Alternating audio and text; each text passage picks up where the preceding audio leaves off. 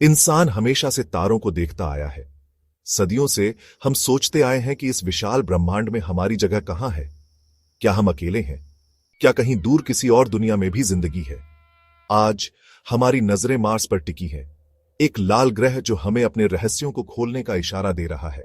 Mars अगला पड़ाव है, तारों के बीच अपना भविष्य बनाने की तरफ एक कदम। मार्स इंसानों के लिए एक नए घर का वादा करता है। यह विशाल रेगिस्तान, ऊंचे पहाड़ और गहरी घाटियों वाला ग्रह है। वैज्ञानिकों का मानना है कि हो सकता है मार्स कभी एक गर्म और पानी से भरा ग्रह रहा होगा, शायद वहां जीवन भी रहा होगा। आज मार्स एक ठंडा और सूखा रेगिस्तान है, लेकिन इसकी सतह के नीचे कुछ एक्स्ट्रॉर्डिनरी छुपा है। इमेजिन करो एक ऐसा मार्स जिसको बदल दिया गया है, एक ऐसा ग्रह जहां नीला आसमान हो, बहती हुई नदियां हो और हरे भरे जंगल हो।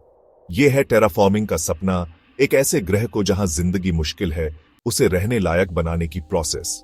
मार्स का टेराफॉर्मिंग करना एक बहुत बड़ा काम होगा, ऐसा प्रोजेक्ट जो कई पीढ़ियों तक चलेगा। पहला कदम होगा मार्स के वायुमंडल को घना बनाना। अभी मार्स का वायुमंडल बहुत पतला है, जिसके चलते ना तो पानी तरल रह सकता है और ना ही वैसा जीवन संभव है जैसा हम जानते हैं। हमें ग्रीन हाउस गैसों को इंट्रोड्यूस करना होगा, जिससे सूरज से मिलने वाली गर्मी ग्रह पर रुक सके और ग्रह गर्म हो सके।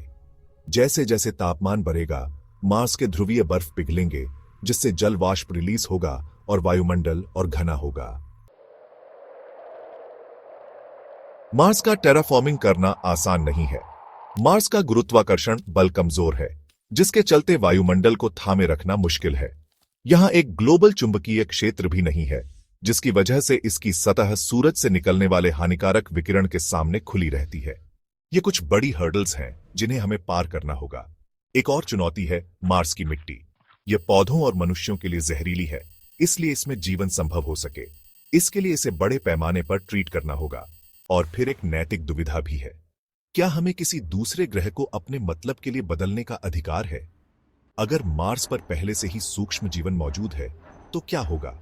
ये कुछ ऐसे सवाल हैं जिन पर हमें गंभीरता से विचार करना होगा, इससे पहले कि हम ऐसे बदलाव का काम शुरू करें।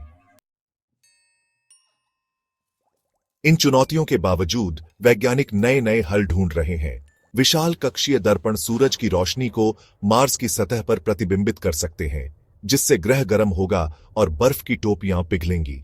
खास कारखाने वायुमंडल में ग्रीन हाउस गैसें छोड़ सकते हैं, जिससे हवा की एक मोटी परत बन जाएगी।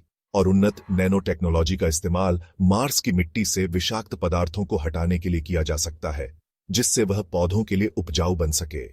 ये तकनीकें भले ही साइंस फिक्शन लगती हों, लेकिन ये वास्तविक विज्ञान पर आधारित हैं।